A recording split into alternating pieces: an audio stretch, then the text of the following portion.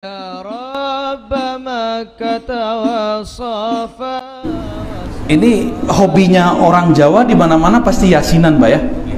Yasinan, apalagi selamatan, kendurian, gitu. 7 bulanan ya. Oke, apalagi orang meninggal di apain nama tuh? Tahlilnya 7 hari. Wah, itu bagi mereka apa tuh? Udah dengar mereka bilang bapak-bapak ini ahli bid'ah? Udah dengar ya? Terus mau balas nggak? Mau dikasih senjata nggak? Ya, bukan senjata golok Pak, bukan. Karena mereka main mulut, kita balas pakai mulut. Mereka pakai dalil, kita balas pakai dalil. Bukan untuk mengalahkan mereka, tapi niatnya untuk menenangkan hati kita dalam beramal. Satu kali datang seseorang ke rumah. Dulu saya tinggal di pesantren ya, di rumah untuk ustadz, untuk pengabdi. Tiba-tiba ada yang datang ya, nanyain konfirmasi. Itu hadis yasinan itu hadisnya dhaif. Tahu dhaif, Pak? Apa arti dhaif? Mantap ini santri kali dulu ya. Sebelum pindah ke sini santri nih kayaknya. Alhamdulillah. Ya.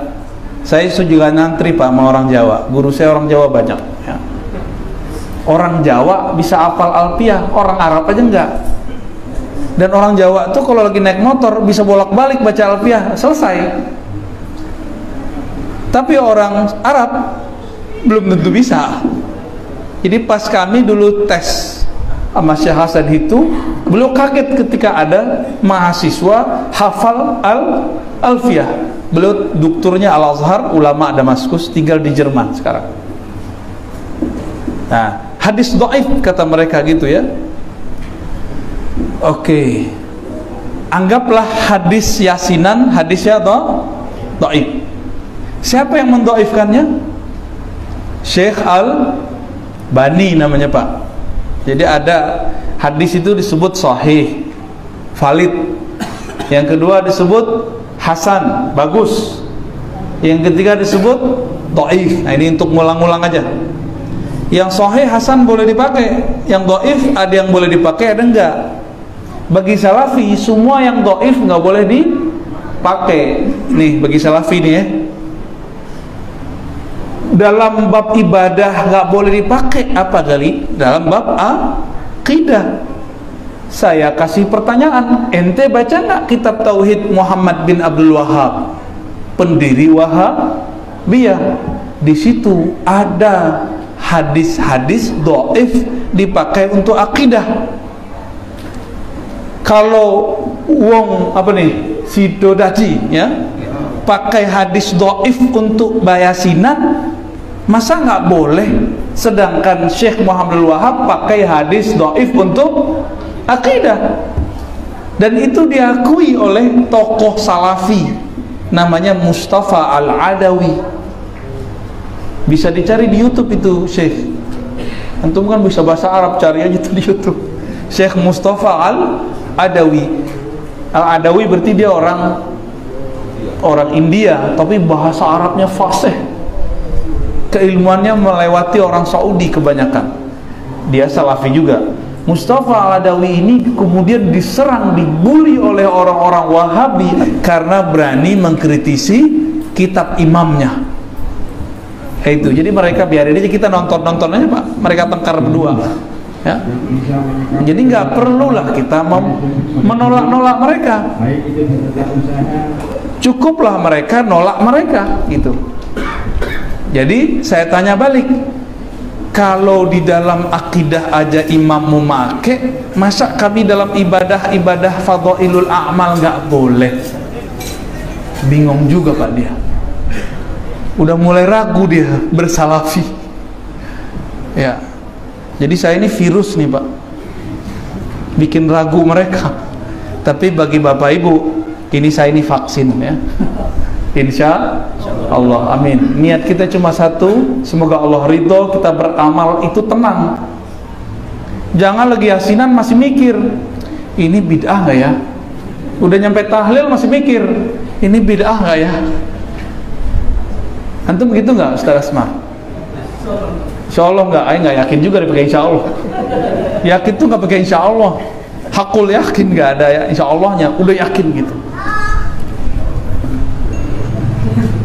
Nah itu kalau kita pakai imam mereka. Nah, sekarang pakai imam kita aja deh, yang meriwayatkan hadis Yasin, Iqra'u Yasin ala mautakum, bacalah Yasin terhadap orang yang mauta, yang akan mati, masih hidup berarti, yang sakaratul maut, yang telah meninggal, berarti 3. Yang akan mati, sakaratul maut, atau yang sudah meninggal, dibacakan surat Yasin. Ini riwayat Imam Abu Dawud, Imam Ibnu Majah, dan ketemu juga dalam riwayat Ibnu Hibban, Al-Hakim, dan lain-lainnya. Imam Ibnu Hibban naruh di kitab yang dia kasih judul Sahih. Imam Abu Dawud naruh di kitab Sunan Abi Dawud, dan dia tidak beri komentar. Abu Dawud kalau tidak beri komentar berarti hadisnya bagus. Istilah zaman itu belum ada hasan, istilahnya soleh. Wa ma sakattu anhu fahuwa salih. Hadis kalau Imam Abu Dawud tidak komentar, maka hadisnya bagus. Berarti hadis Yasinan bagus nggak Pak? Bagus. Mentang-mentang Yasinan nih yang bilang bagus-bagus aja. Ya. Iya. Itu dalil terakhir itu Ustadz. Sabar tahan. Ini kayaknya karena banser nih, semangat nih. Baik. Imam Ibnu Hibban itu imam, baru dengar ya nama Ibnu Hibban? Udah dengar nggak sebelumnya? Barusan saya sebutkan, dengar kan? Imam Ibnu Hibban ini nulis kitab judulnya Sahih Ibnu Hibban, naruh hadis itu dan beliau menilainya sahih. Berarti minimal udah 2 imam yang mengatakan hadis ini bagus, bener ya?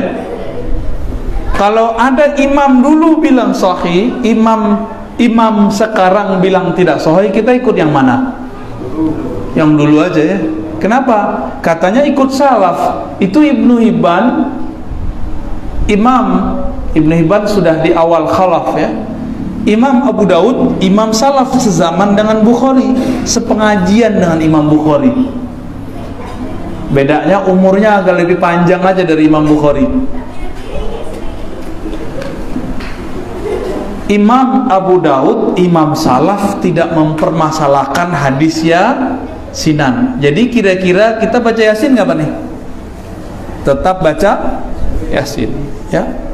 Ustadz, bukan itu doang, abis baca Yasin kok pakai baca Al-Fatihah, Alif Lam Mim, ayat kursi, amanah Rasul. Ini kan Nabi kan nggak pernah begini. Nah, Nabi nggak pernah lakukan.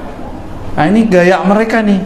Mereka ini kalau nggak tahu bilang nggak ada. Nah ini pembohongan baru atas nama Rasulullah. Jadi kebohongan atas nama Nabi itu 2, menambah-nambahkan dan mengurang-urangi. Nabi nggak pernah melarang, dia bilang Nabi melarang. Nabi tidak melakukan, belum tentu itu tidak ada. Lihat dulu sahabat Nabi. Adakah riwayat yang menyebutkan kalau kita ke kubur atau mendoakan orang mati baca Fatihah, baca Alif Lam Mim, baca 5 ayat pertama, ayat kursi, amanah Rasul, kul ada tak? Ada. Yang meriwayatkan itu imamnya sendiri, yaitu Ibnu Qayyim. Dikumpulkan oleh Ibnu Qayyim riwayat-riwayat dari Lalikai, riwayat dari Qudai, riwayat banyak sekali bahwa Ibnu Umar sebelum wafat berpesan. Apa pesan beliau? Kalau saya mati bacakan kepada saya, dan itu dikubur loh ya, baca Quran dikubur, bayangkan. Al-Fatihah, Alif Lam Mim sampai 5 ayat terakhir, ayat kursi dan seterusnya. Ini pesan siapa? Sahabat Ibnu Umar. Ibnu Umar sahabat bukan? Anak dari Umar, namanya Abdullah bin Umar. Maka amalan yasinan lalu khataman dimulai dengan Fatihah, Alif Lam Mim, ayat kursi, amanah Rasul, kul itu bukan buatan NU. Buatan siapa? Buatan siapa itu? Itu buatan Ibnu Umar. Minimal kalau kamu sebut Nabi, tuan Ibnu Umar PNU. Kalau emang malu, wah saya nggak mau jadi NU, ya sudah. Ini lihat nih, riwayat bukan NU yang meriwayatkan. Berarti ini hadis sudah ada sebelum NU lahir, benar nggak? Terus kenapa NU yang disalah-salahin masalah yasinan, masalah khataman? Orang NU itu cuma menikmati fasilitas yang sudah ditulis oleh para ulama, dipakai oleh mereka. Ya. Jadi kadang-kadang mereka itu bilang, oh saya bukan NU, saya nggak mau yasinan. Lo nggak ada urusannya yasinan itu sama NU. NU itu cuma yang melestarikan amalan itu aja bedanya. Riwayat ini ada dalam kitab-kitab hadis. Orang kalau khataman baca apa lagi tuh? Subhanallah bihamdi, subhanallahil azim gitu ya. Itu ada hadisnya nggak nyuruh begitu? Ada nggak? Banyak, Quran aja banyak kok. Jadi kalau orang baca subhanallah bihamdi subhanallahil azim pasti orang NU nggak? Kalau gitu banyak orang NU di Mesir. Ya. Jadi Bapak Ibu kadang-kadang sebagian orang di luar sentimen sama NU, ya. Ini yang nggak bener ya. Ini nggak bener. Kalau kita menilai satu amalan, jangan karena suatu organisasi, tapi karena dalil-dalilnya. Baik. Masih ragu mau yasinan, Pak? Udah nggak yakin ya? Udah nggak yakin, udah nggak ragu ya? Tambah mantap nggak? Insya Allah ya, mantap. Saya mau nanya, kalau kirim Fatihah nyampe nggak? Nyampe nggak, Pak? Nyampe. Wah, mantap. Santri tulen ya, Pak. Antum santrinya bukan 100%. Wah, 1000% berarti. Alhamdulillah. Tubuh Ireng, wah itu Masya Allah, mutasil sanatnya ke Mbah Hashim ini. Ya, Alhamdulillahirabbil alamin. Saya juga pasang sanad pakai Mbah Hashim. Guru saya Syekh Ali Mustafa Yaqub khatam kitab-kitab fikih dan hadis dari Syekh Shansuri Badawi. Kemudian Mbah Idris Kamali. Mereka berdua ini murid langsung dari Hadratus Syekh Hashim Asy'ari. Ya. Alhamdulillah. Orang saya ini bukan orang Jakarta loh Pak ya, saya orang Payakumbuh. Tapi nikah mau wong Jawa. Bapak kalau pergi ke Mesir, ke Yaman, itu orang hadroh dan itu bukan NU. Ya. Di sini yang melestarikan mahabbah Nabi, amalan-amalan seperti tadi itu ulama Nahdiyin. Makanya saya walaupun tidak masuk organisasi NU, saya sangat mendukung amalan itu. Kenapa? Kalau nggak NU, siapa lagi yang melestarikan? Muhammadiyah punya tugas lain, bikin rumah sakit yang gede-gede, bikin universitas di mana-mana. NU kan baru buat, Pak. Bener ya? UNU ya. Unisma baru buat, Staino. Muhammadiyah udah di mana-mana, jadi bagi tugas aja. Berkat di masyarakat NU, berkat di kampus, nah biarlah orang Muhammadiyah. Walaupun kita buka tuh dada dosen-dosen di Muhammadiyah itu dalamnya hijau juga Pak, hijau kayak jubah saya ini persis. Ya. Itu kita ketemu banyak, ini saksinya banyak ini ya. Pengurus-pengurusnya itu karena di NU ngantri bro. Kalau di NU sini nggak ngantri karena nggak ada gawagis. Gus nggak ada di sini. Di sini siapa bisa jadi siapa, yang penting alim, bener nggak? Jadi orang Jawa nyampe di Pasaman budayanya udah campur aduk. Jadi antri ke gus-gusnya nggak ada. Kalau di Jawa kan kita hormat ke gus. Jadi kalau yang jadi ketua NU, Ibnu, apalagi nih ketua Banser gitu ya. Ya itu harus gus-gus. Istilah kami di pesantren gawagis. jamak dari Gus. Di sini nggak ada antri kan Pak? Siapa yang berbakat bisa jadi kan? Wah keren itu. Itu versi Minangnya tuh. Tapi bajunya tetap hijau. Ya. Saya hijau begini karena saya cinta Rasulullah. Saya yakin orang NU hijau karena cinta Rasulullah Sallallahu Alaihi Wasallam. Suatu kali ada seseorang bermimpi ketemu Nabi dan dia melihat pakaian Nabi dan cahaya Nabi warnanya hijau. Ternyata ketemu dalam Sunan Tirmizi disebutkan bahwa Nabi ra'aitun Nabi sallallahu alaihi. Nah, aku melihat Nabi sallallahu alaihi wasallam dan padanya ada pakaian atas bawah. Jadi pakaian itu atas bawah. Ada dua. Nabi itu pakaiannya dulu bukan gamis dari atas ke bawah satu, itu sudah budaya baru. Budaya masa Rasulullah itu ada atasan, ada bawahan. Akhdarain, yang dua-duanya warna hijau. Hijaunya mirip-mirip begini Pak. Emang begini insyaallah ya. Alhamdulillah. Tapi kalau aura hijau itu beda lagi tuh. Apalagi kolor hijau itu beda lagi tuh.